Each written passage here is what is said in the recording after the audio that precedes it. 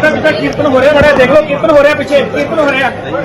सबसे पहले नीचे चलो प्लीज, कैसे आपसे इधर से चलो, आप लोग नीचे चलो प्लीज, रिक्वेस्ट है। कीर्तन हो रहा है मैडम, ऊपर सोशल प्लेटफॉर्म नहीं है, नीचे से ही है, कीर्तन चालू है, ये गलत आप लोग कर रहे हो। बेरोजगारी, महंगाई और शिक्षा, ऐसे तमाम सवालों को भाजपा सरकार ने धर्म की राजनीति के आगे फुल स्टॉप ही लगा दिया है। इन मुद्दों से अब उसका कोई सरोकार है ही नहीं। खैर, इसी धर्म की राजनीति में अपने नंबर बढ़वाने के लिए जेपी नड्डा महाराष्ट्र पहुंचे। ऐसे तो इस पूरी पार्टी को हमने ज्यादातर मंदिर के ही चक्कर लगाते हुए देखा और मस्जिदों से तो इनका अच्छा खासा परहेज है, और बात करें बाकी धर्मों की तो कभी कभी सालों में कभी चांद निकल आता है। तो दोस्तों, महाराष्ट्र में चुनाव प्रचार जोरों शोरों से चल रहा है और इसमें मोदी जी का तो कोई जोड़ ही नहीं है, आप सभी जानते हैं। इनकी पार्टी कोई भी मौका अपने हाथ से जाने नहीं देती प्रचार करने का। भाजपा अपना प्रचार नेक्स्ट लेवल पर करती है, अब चाहे उसमें पैसे खर्च करने की बात हो, पीआर की बात हो, वीडियोग्राफी हो या फिर कुछ और, वो सबसे आगे रहती है इन सब में।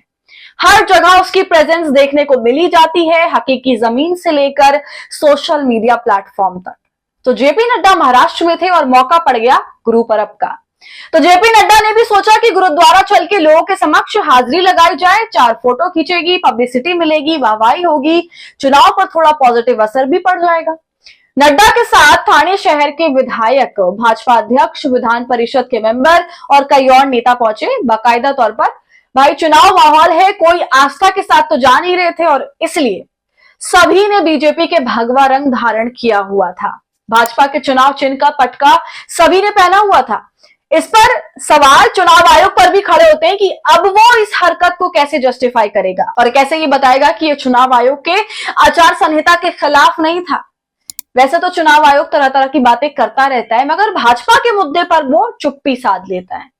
अब इस पूरे मामले पर ये खबर देखिए, हिंदुस्तान की खबर है। देखिए, इसमें लिखा हुआ है, महाराष्ट्र विधानसभा चुनाव के प्रचार में जुटे जेपी नड्डा शुक्रवार को ठाणे स्थित एक गुरुद्वारे में पहुंचे थे।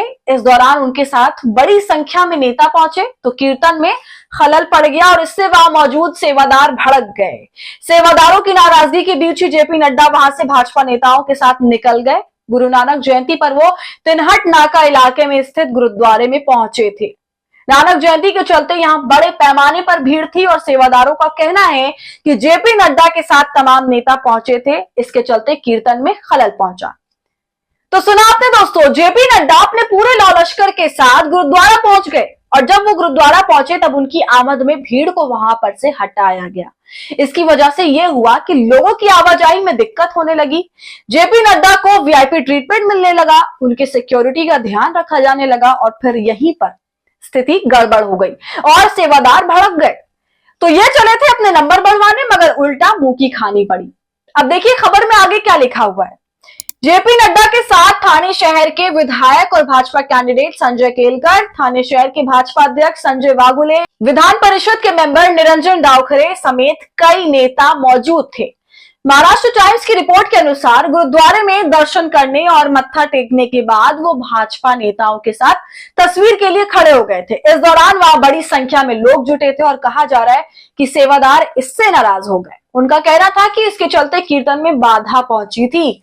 कहा यह भी जा रहा है कि जेपी नड्डा के चलते कुछ श्रद्धालुओं को रोका भी गया था, इससे भी वहां मौजूद सेवादारों को आपत्ति हुई। तो यह था पूरा मामला। इसके बाद सेवादारों के नाराज होते ही नड्डा और उनके साथ मौजूद सभी नेता, विधायक, पदाधिकारी गुरुद्वारा छोड़कर चले गए और उसी पल का वीडियो जो है वो वायरल हो रहा है। इस पर भाजपा की तरफ से तो कोई प्रतिक्रिया नहीं आई है, मगर राजनीतिक गलियारों में इसकी भाई खूब ज्यादा चर्चा हो रही है।